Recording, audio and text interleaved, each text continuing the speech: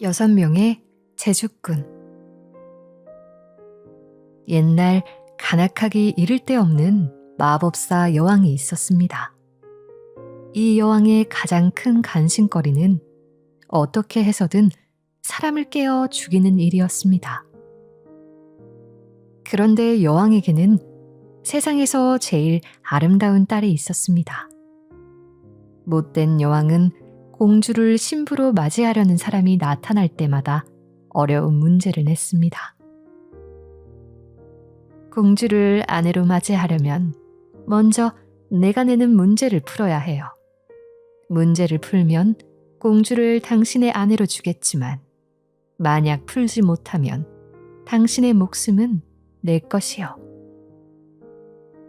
공주의 아름다움에 이끌려 젊은이들이 목숨을 내걸고 문제를 풀어보려 했지만 아무도 여왕이 내는 문제를 풀 수는 없었습니다. 그러니 희생자는 자꾸 늘어만 가고 이러한 소문은 먼 나라의 왕자도 듣게 되었습니다. 그리하여 이 왕자는 부왕에게 자기의 뜻을 밝혔습니다. 아바마마, 저를 그곳으로 보내주십시오. 제가 가서 그 못된 여왕이 내는 문제를 풀고 공주를 아내로 맞이하여 돌아오겠습니다. 왕자의 말에 임금님은 펄쩍 뛰었습니다. 당치도 않은 소리. 거기에 가는 건 네 스스로 죽음을 택하는 것과 마찬가지야. 그건 절대로 안 된다. 임금님의 엄한 명령으로 떠나지 못하게 된 왕자는 상심 끝에 그만 몸져 눕고 말았습니다. 날이 갈수록 왕자의 병은 점점 더 깊어만 가고 어느덧 7년이란 세월이 흘렀습니다. 그러나 어떤 의사도 어떤 약도 왕자의 병을 고치지 못했습니다. 이젠 더 이상 왕자를 살릴 방법이 없게 된 임금님은 가슴이 미어질 듯 했지만 결국 허락하고 말았습니다. 네 뜻이 정 그렇다면 여왕에게 가서 네 운을 한번 시험해 보아라. 나는 더 이상 너를 붙잡을 수가 없구나. 왕자는 이 말을 듣자 언제 아팠냐는 듯 자리에서 벌떡 일어나 기쁜 마음으로 말 위에 올랐습니다. 한참 동안 거친 들판을 달리던 왕자는 저 멀리 작은 언덕이 들먹들먹 움직이는 것을 보았습니다. 의아하게 생각하며 가까이 가보니 그것은 벌렁 드러누운 사람의 배였습니다. 사나이는 왕자를 보자 부스스 일어나 앉으며 말했습니다. 여보시오, 혹시 사람이 필요하다면 날 쓰지 않겠소? 그렇게 큰 배를 어디에다 쓰겠소? 뭐 이거야 아무것도 아니죠. 내가 숨을 힘껏 들이쉬었다 하면 이보다 3000배는 더 커질 수 있답니다. 그래요? 그렇다면 정말 그 엄청난 배가 필요할지도 모르겠군요. 좋아요. 함께 떠나기로 합시다. 뚱보 사나이는 왕자의 부하가 되어 함께 떠났습니다. 한참 가다 보니 한 사나이가 땅바닥에 납작 엎드려 뭔가를 열심히 듣고 있었습니다. 당신은 지금 뭘 하고 있소? 왕자가 말을 멈추고 물었습니다. 소리를 듣고 있지요. 소리라니요? 무슨 소리가 들리기에 그래도 열심히 듣고 있단 말이요. 세상에서 일어나고 있는 일이지 뭐겠습니까? 내 귀에는 아무리 작은 소리라도 다 들리거든요. 풀이 돋는 소리까지도 말이죠. 왕자는 호기심이 생겨 사나이에게 바싹 다가갔습니다. 그렇다면 아름다운 공주가 사는 마법사 여왕의 궁전에서는 지금 무슨 소리가 들리고 있어? 여왕이 공주님을 아내로 삼으려고 왔던 젊은이를 죽이는 소리가 들리는군요. 정말이요. 당신기는 참 신기하군요. 우리와 함께 가지 않겠소? 그리하여 세 사람은 함께 길을 떠났습니다. 얼마나 갔을까요? 저만큼 앞에 사람의 발목이 삐죽히 보였습니다. 세 사람이 궁금히 여기며 한참 걸어가자니 겨우 몸통이 나타났고 다시 한참을 가서야 머리에 다다를 수가 있었습니다. 헌, 세상에나. 아니, 당신 키가 이렇게 크단 말이오? 이걸 가지고 뭘 그러시오. 내가 팔다리를 힘껏 뻗으면 이보다 3,000배는 더 길어지지요. 혹시 나 같은 사람이 필요하지 않소? 무엇이든 도와드리겠소. 좋습니다. 같이 갑시다. 일행은 모두 넷이 되어 계속 여왕의 성을 향해 걸어갔습니다. 얼마쯤 가다 보니 이번엔 몸집이 자그만한 사나이가 두 눈을 눈가리개로 가린 채 길에 쪼그리고 앉아 있었습니다. 당신은 햇빛을 볼 수 없을 만큼 눈이 나쁜가요? 아니죠. 이 눈가리개를 풀고 보기만 하면 뭐든지 산산조각이 나버리기 때문이죠. 참으로 희한한 눈을 가졌군요. 우리와 함께 갈 생각은 없겠소?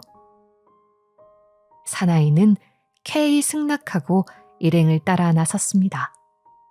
한참 걸어가던 일행이 산모퉁이를 막 돌아섰을 때입니다. 햇볕이 쨍쨍한 더운 날씨인데도 한 사나이가 와들와들 떨고 있었습니다. 아니, 이렇게 더운 날에 왜 그리 떨고 있어? 어디 몸이라도 아픈 거요? 왕자가 눈을 동그랗게 뜨고 물었습니다. 예, 저는 보통 사람과는 달라서 더운 날에는 춥고 추운 날에는 더워 견딜 수가 없답니다. 그래서 얼음 속에 앉아 있으면 뜨거워 못 견디고 불 속에 앉아 있으면 몸이 꽁꽁 얼 정도로 춥지요. 아이고 떨려.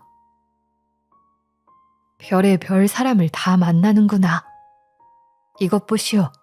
생각이 있다면 우리 일행에 같이 가지요. 왕자의 말에 사나이도 선선히 승낙하고 모두들 다시 출발했습니다. 고개 하나를 넘자 또 한 사나이가 목을 길게 빼고는 주위를 두리번 둘러보고 있었습니다. 왕자가 사나이를 툭 치며 말을 걸었습니다. 당신은 뭘 그리 열심히 보고 있어? 난 눈이 하도 밝아 제 아무리 멀리 떨어진 곳이나 깊은 산골짜기라도 훤히 볼 수 있지요. 그뿐 아니라 온 세계를 한눈에 볼 수도 있답니다. 그래요? 당신의 도움이 필요할 것 같군요. 날 좀 도와주겠소?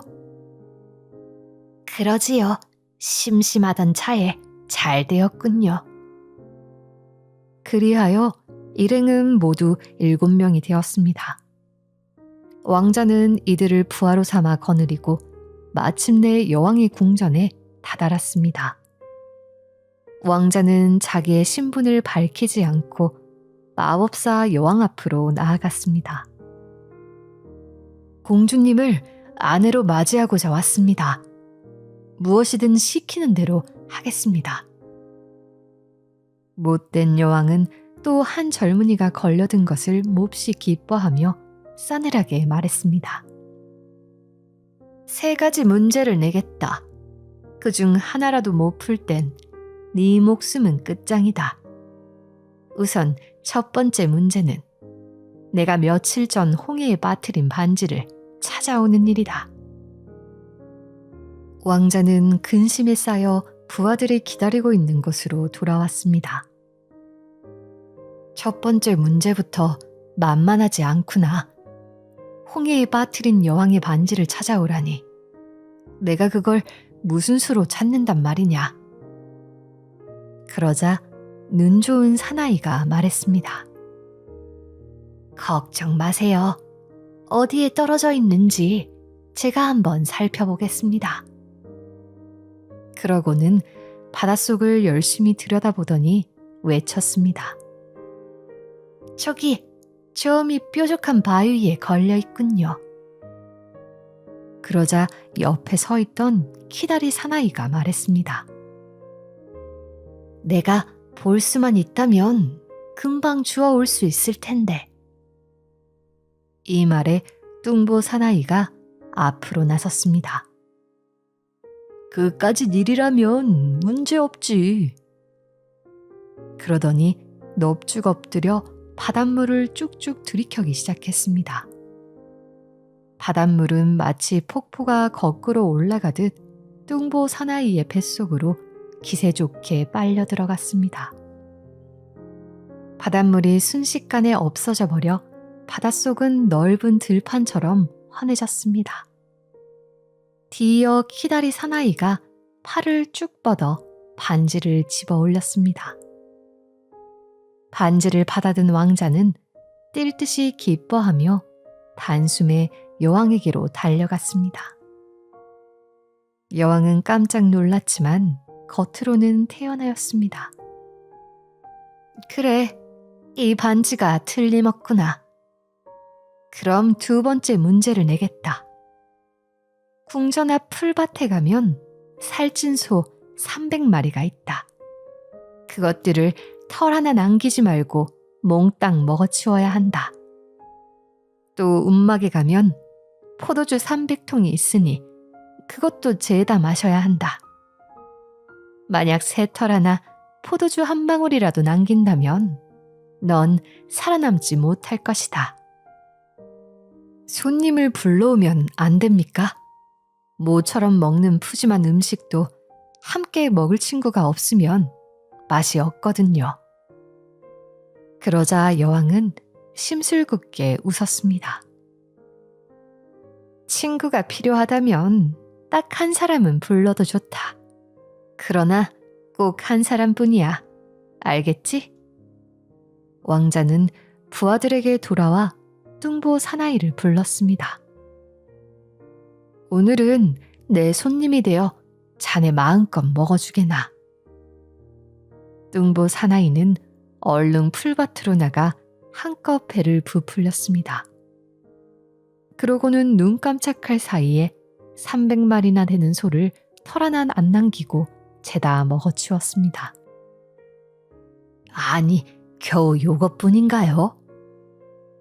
그러더니 움막에 있던 포도주도 술 통째로 들이마시고는 마지막 한 방울까지 핥아 먹었습니다. 뚱보 사나이의 식사가 끝나자 왕자는 의기양양하게 여왕에게로 갔습니다. 교활한 여왕도 이번에는 놀라움을 감추지 못했습니다. 아니, 뭐라고? 이만큼 해낸 사람은 아직까지 한 사람도 없었는데. 그러나 아직 한 문제가 더 남아있다. 여왕은 속으로 잔뜩 벼르고 세 번째 문제를 냈습니다. 오늘 밤 공주를 네 방으로 데리고 갈 테니 밤새도록 공주를 네 곁에 있게 해야 한다. 그러다 12시가 되면 내가 네 방으로 갈 것이다. 만약 그때 공주가 네 곁에 없으면 네 목숨은 끝장이니라. 여왕의 세 번째 문제를 듣고 왕자는 은근히 기뻐하였습니다. 그런 일이야 문제 없지. 눈만 똑바로 뜨고 있으면 되는 거니까. 그래도 만일을 생각해서 왕자는 부하들에게 단단히 일렀습니다. 저 음흉한 여왕이 어떤 일을 꾸밀지 모르니 모두들 빈틈없이 감시해 주길 바란다.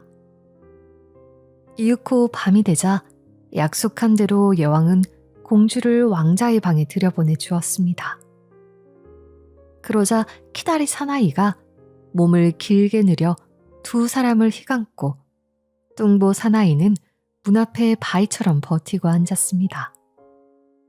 그리하여 왕자는 꿈에도 그리던 공주와 나란히 앉아있게 되었습니다. 창으로 들어오는 밝은 달빛이 공주의 아름다운 모습을 환히 비춰주었습니다. 이를 보는 왕자는 말할 수 없는 기쁨으로 가슴이 설레었습니다. 하지만 공주는 왕자를 거들떠보지도 않았습니다. 왕자는 얼른 날이 새기만을 초조하게 기다렸습니다. 그러나 그것도 11시까지의 일이었습니다. 11시가 되자 여왕은 마법을 걸어 모두를 깊이 잠들게 했습니다. 그때 공주는 왕자의 방에서 살그머니 빠져나가고 말았습니다. 어느새 시간은 12시 15분 전이 되었습니다. 그때서야 마법이 약해져 모두들 부스스 깨어났습니다. 제일 먼저 눈을 뜬 왕자가 소리쳤습니다. 이거 큰일 났군. 이젠 나도 끝장이야. 6명의 부하들도 어쩔 줄 모르고 울상을 지었습니다. 이때 기 밝은 사나이가 침착하게 말했습니다. 모두들 조용히 해. 어디 내가 한번 들어볼 테니. 한참 귀를 기울이고 있던 사나이가 큰 소리로 말했습니다. 알았다. 알았어. 공주는 여기서 1000km 떨어진 바위 속에 갇혀 있어. 이봐 키다리. 너라면 2-3걸음이면 거뜬히 갈 수 있겠지? 물론. 하지만 눈에 힘이 센 친구가 도와줘야겠네. 키다리는 눈에 힘이 센 사나이를 얻고 눈 깜짝할 사이에 마법에 걸린 바위가 있는 곳으로 갔습니다. 그러고는 얼른 눈가리개를 풀어주었습니다. 사나이가 바위를 쳐다보는 순간 바위는 산산조각이 났습니다. 두 사람은 곧 공주를 구해내어 여왕의 성으로 돌아왔습니다. 그리하여 12시 5분 전에는 모두 모여 앉아 아무 일도 없었던 것처럼 기분 좋게 떠들었습니다. 12시가 되자 여왕은 입가에 싸늘한 미소를 지으며 왕자의 방으로 들어갔습니다. 그런데 이게 어찌 된 걸까요? 1000km나 떨어진 바위 속에 있을 공주가 왕자의 방에 얌전히 있지 않겠어요. 여왕은 너무 놀라 저도 모르게 소리쳤습니다. 아니, 이럴 수가 있단 말이냐. 일이 이쯤 되자 또 다른 흉계를 꾸밀 수는 없었습니다. 분을 이기지 못한 여왕은 은근히 딸을 부추겼습니다. 너도 참 안 됐구나. 훌륭한 사람을 찾지 못하고 저렇게 보잘것없는 남자의 아내가 되어야 하다니. 성질이 고약한 공주는 이 말을 듣자 고분고분 왕자를 따라갈 마음이 내키지 않았습니다. 그래서 어떻게 해서라도 왕자가 꼼짝 못할 구실을 만들어야겠다고 마음먹었습니다. 이튿날 아침 공주는 통나무를 산더미같이 쌓아놓게 하고는 왕자를 불렀습니다. 당신은 그 어려운 일을 다 해냈으니 이 일도 쉽게 할 수 있을 거예요. 누구든 이 나무더미 위에 올라앉아 불을 질러도 끄덕없는 사람이 나오기 전엔 난 당신과 결혼할 수 없어요. 설마 이 남자의 부하들이 주인 대신 타 죽으려 하지는 않을 테지. 그러니 이 남자는 나를 아내로 삼기 위해 스스로 불 속에 뛰어들 테고, 그러면 난 다시 자유의 몸이 되겠지. 공주는 이렇게 생각하며 매우 만족해 하였습니다. 한편 왕자의 부하들은 모여 앉아 의논을 했습니다. 우리들은 모두 자기 몫을 해냈다. 그러나 추위를 타는 넌 이때까지 아무것도 하지 않았으니 이번엔 네가 나설 차례야. 기다리고 있었네. 왕자의 부하들은 추위를 타는 사나이를 나무더미 위에 올려놓고 불을 질렀습니다. 불은 꼬박 사흘 동안 기세 좋게 타오르더니 드디어 그 많던 나무가 깡그리 타버렸습니다. 사나이는 등걸불 위에 앉아 사시나무 떨듯 와들와들 떨고 있었습니다. 이런 굉장한 추위는 난생 처음이야. 추위가 조금만 더 계속되었더라면 난 아마 얼어 죽었을 거야. 공주는 기가 막혔습니다. 이젠 어쩔 수 없이 어디서 사는 누구인지도 모르는 이 젊은이와 결혼하지 않으면 안 되었습니다. 다음 날 드디어 두 사람은 결혼식을 올리기 위해 교회로 떠났습니다. 그러나 이 모습을 지켜본 여왕은 또다시 왕자를 죽이려 했습니다. 이렇게 수치스러운 일은 도저히 참을 수 없어. 여왕은 병정들을 시켜 급히 왕자 일행을 뒤쫓게 했습니다. 방해하는 자는 모두 죽이고 공주를 되찾아오라는 것이었습니다. 그런데 이때 교회로 가던 왕자 일행 중 기 밝은 사나이가 갑자기 길을 쫑긋 세웠습니다. 여보게들, 큰일 났네. 여왕이 병정들을 보내 우리를 죽이려 하는데 이 일을 어쩌지? 그러자 뚱보 사나이가 배를 두드리며 자신있게 말했습니다. 염려할 거 없어. 나만 믿으라고. 곧 여왕의 병정들이 바싹 뒤쫓아오는 소리가 들렸습니다. 그러자 뚱보 사나이는 눈을 부릅뜨더니 전에 마신 홍해의 바닷물을 웩웩하며 토해냈습니다. 그곳엔 금방 호수가 생기고 병정들은 모두 호수에 빠져 죽고 말았습니다. 화가 난 여왕은 이번에는 나라 제1의 기병대를 내보냈습니다.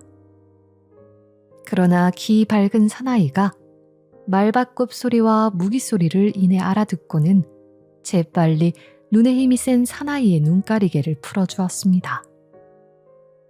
이 사나이가 한번 노려보자 여왕의 기병대는 뿔뿔이 흩어져 모두 사라지고 말았습니다.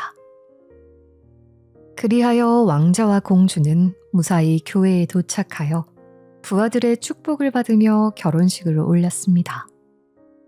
결혼식이 끝나자 6명의 부하들은 왕자에게 말했습니다. 이제 원하는 건 모두 이루어졌으니 저희들은 그만 떠나야겠습니다. 저희들은 계속 여행을 떠나 각자의 운수를 시험해보고자 합니다. 왕자는 몹시 아쉬워하며 그간의 도움에 진심으로 감사했습니다. 이렇게 하여 6명의 부하들은 모두 떠나가고 왕자도 공주를 데리고 성으로 말을 달렸습니다. 왕자의 성으로 가는 도중에는 작은 마을 하나가 있었습니다. 그런데 그 마을 길목에는 대지를 치는 한 농가가 있었습니다. 농가에 이르렀을 때 왕자가 공주에게 청연스럽게 말했습니다. 당신은 내가 무얼 하는 사람인지 알고 있소? 이때까지 당신에게 말하지 않았지만 사실 난 돼지치기라오. 바로 여기가 우리 집이고 저기 돼지 먹이를 주고 있는 사람이 내 아버지요. 그러니 우리도 여기서 돼지를 치며 살아야 합니다. 공주는 앞이 캄캄했습니다. 그러나 별도리 없이 남편의 말을 따를 수밖에 없었지요. 결국 공주는 왕자와 함께 농가에 머무르게 되었습니다. 왕자는 공주 몰래 주인 부부에게 사정 이야기를 하고 공주의 옷가지들을 숨겨두게 하였습니다. 이튿날 아침 공주가 눈을 떠보니 자신의 옷이 하나도 보이지 않았습니다. 어쩔 줄 몰라 허둥거리고 있는데 여주인이 방문을 획 열어 젖들였습니다. 여주인은 공주를 한번 힐끗 쳐다보더니 허름한 옷과 낡아 빠진 구두 한 켤레를 방으로 던져주었습니다. 더군다나 여주인은 마치 은혜라도 베푸는 듯이 퉁명스럽게 말했습니다. 내겐 이것도 아깝고 분에 넘쳐. 네 남편의 부탁만 아니었다면 어림도 없는 일이야.